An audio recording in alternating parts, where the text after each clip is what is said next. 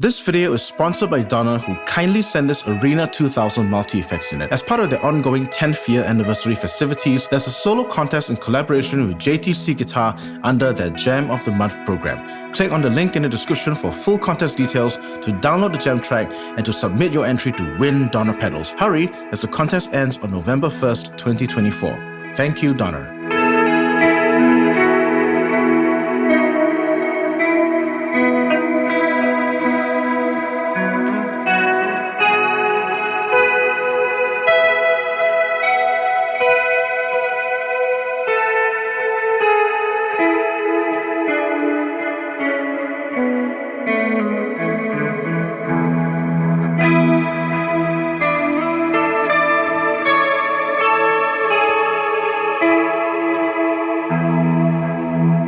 Maybe it's my engineering background, but I'm always looking to optimize the processes behind a system, with Guitar Gear being no exception. I've used the Arena 2000 for about a month now, and there are things I've discovered that make it more Sunday service friendly. Let's start with a major optimization tip. Number 1, swap out the power supply. The stock power supply that comes with the Arena 2000 is decent, but it's perhaps the flimsiest part of the whole package. There's nothing wrong with it, it does its job, but I'm not sure it will survive being used as a toy by my kids. Examining the power supply and the unit in detail, I've learned that this runs on your everyday standard DC power. I've since used the True Tone 1 spot as my primary power supply, which fits and works perfectly. It's more durable, has a longer cable, and to my ears has a slight improvement in the tone and that there's less noise. In fact, you could even run the unit with a portable power supply like the pedal train Volto, no problem. This opens up the possibility of going truly mobile, where tight stage turnaround time is an issue. I will report back if using the Volto has any adverse effect on the tone,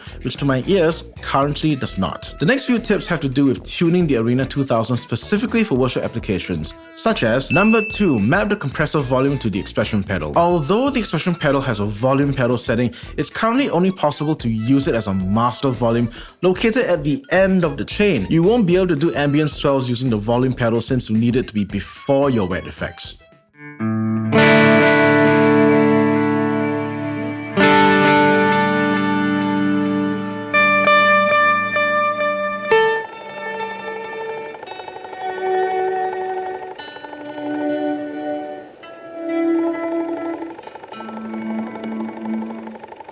Fortunately, the Arena 2000 has some tricks up its sleeve to overcome this. Most parameters can be mapped to its expression pedal, so it's a matter of finding which pre-wet effects block has a gain or volume setting and using that for the volume. In my case, I like the sound of pre-gain volume swells, which places the volume pedal near the front of the chain. After some tests, I've landed on using the compressor volume as the volume pedal.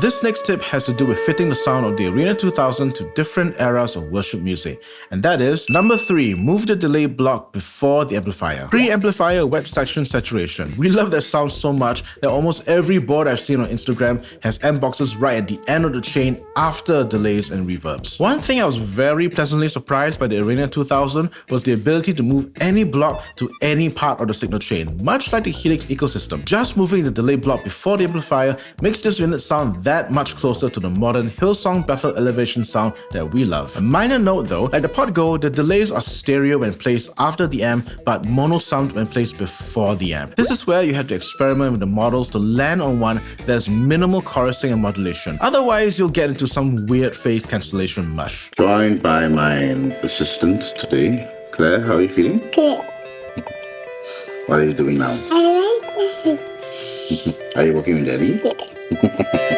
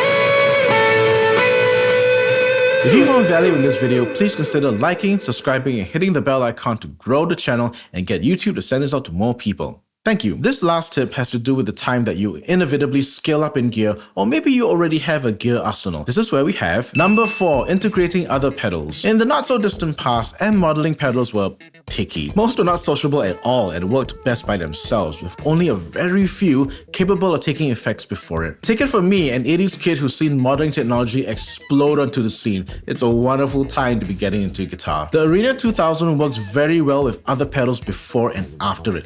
You can tweak the input sensitivity and the output volume to get this unit to sit right with your specific rig. And with its low power consumption and ease of using a standard power supply, you could scale up with this at the heart of your rig, providing amp tones. Here it is plugged into my mothership pedal board with analog drives before it and the Strymon wet section after it.